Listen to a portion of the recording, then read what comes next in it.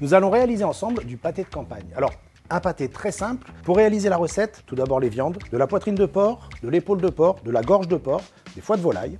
Pour mariner mes viandes, un petit peu de cognac, sel, poivre, muscade, du thym, du laurier, un peu de romarin, du beurre, de la fécule, du lait et c'est parti. Cette recette se prépare en 2 temps, c'est-à-dire que la veille, on va préparer la marinade des viandes et les échalotes et demain, on fera la suite. Alors, tout de suite, on va préparer les échalotes. On va les ciseler grossièrement, rapidement, simplement. C'est pas indispensable de les faire très très finement puisqu'en fait, on va les passer au hachoir à viande demain avec les viandes marinées. On va maintenant rapidement les faire suer au beurre sur un feu moyen. Alors, il faut qu'elles soient bien cuites et je le fais la veille parce que j'ai besoin d'échalotes très froides pour les incorporer dans la mêlée de mon pâté. On met pas mal de beurre pour bien suer les échalotes au beurre. Lorsque mes échalotes seront bien cuites, on les débarrasse, on les laisse une petite demi-heure dehors pour qu'elles refroidissent, filmer et ensuite réfrigérateur. L'une des étapes clés d'une bonne terrine, c'est de mariner les viandes et de les laisser reposer au frais au moins toute une nuit. J'ai choisi 3 viandes, la poitrine, l'épaule, la gorge. Demain, on ajoutera les foies de volaille.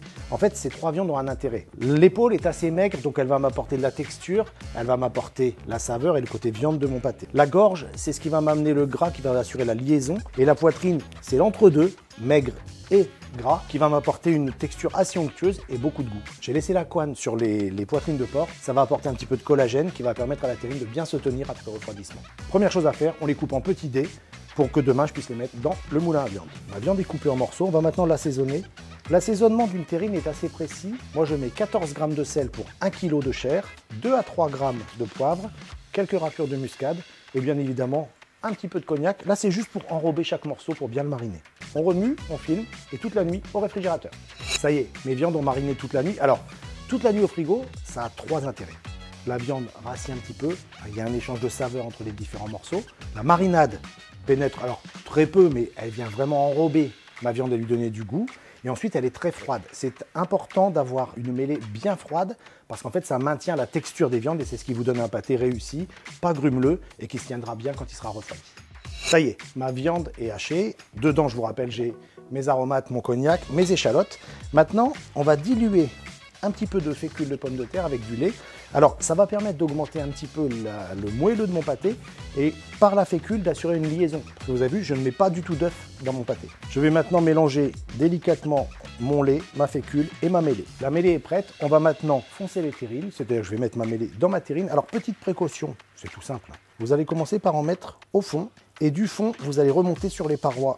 En fait, plus la terrine va être tassée, plus elle va être étanche à l'air, mieux elle se tiendra après cuisson. Ma terrine est quasiment terminée.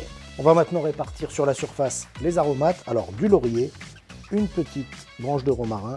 Ça y est, mes terrines sont prêtes. On va les enfourner à environ 200 degrés. On va rechercher une coloration de surface et un croûtage de surface. Au bout de 10-15 minutes, quand c'est coloré et croûté, on va remettre le couvercle, baisser le four à 150 degrés et on laisse cuire jusqu'à 68-70 degrés à cœur. Le mieux, un thermosonde qui vous indique la température. Sinon, vous piquez avec la lame d'un petit couteau. Il faut vraiment, quand vous la posez sur votre lèvre, que ce soit très chaud. Alors on appelle pâté, en fait, le pâté tout simplement parce qu'à l'origine, c'était une farce de viande qui, pour être conservée un peu plus longtemps et pour être protégée, en fait, était enveloppée dans une pâte et recuite dans cette pâte. Parfois, quand vous sortez la terrine du four, on voit beaucoup de liquide autour de mes viandes. Alors ne vous inquiétez pas, en refroidissant, il va se solidifier. Ça va faire une gelée naturelle, c'est tout à fait normal. Ne pensez pas que votre pâté est raté, il est parfaitement réussi et ça va solidifier. Juste une petite chose, pas d'œuf, juste les viandes et le collagène va faire la gelée tout seul. Ça y est, les terrines sont cuites, on est à 68 à cœur, donc je vous dis 68-70, c'est parfait. Maintenant, on va les filmer, les réserver au frigo et on va attendre à peu près 72 heures avant de les consommer pour que les aromates et les parfums se diffusent parfaitement dans la terrine. Je sais que c'est compliqué d'attendre 72 heures, mais vraiment, patientez, vous ne le regretterez pas.